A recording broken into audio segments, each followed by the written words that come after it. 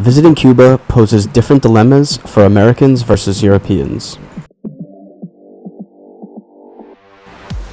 Virtually every nationality has to buy a tourist information card, which is basically a visa.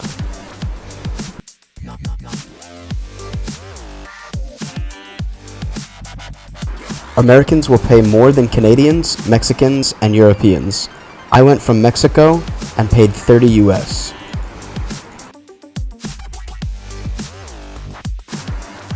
The Americans I met who came from the US paid $90 at the airport.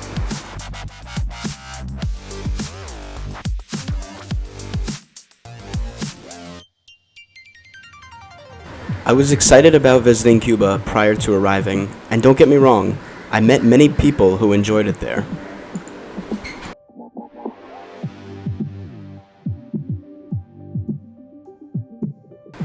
I think that these folks were delusional. Cuba is rough for backpackers. See my other videos linked above.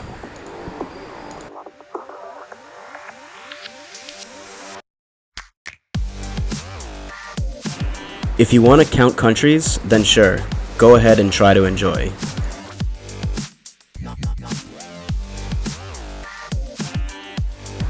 But if you want to actually experience a culture, you will not learn much in Cuba.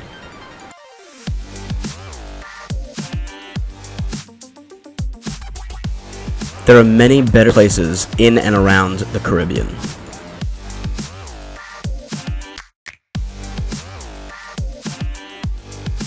If you're European, you ultimately have to decide which is more worthwhile, saying that you've been to Cuba or being barred from going to the US, even on a layover. I would choose the US. There is way more to do and see, even though it's more expensive.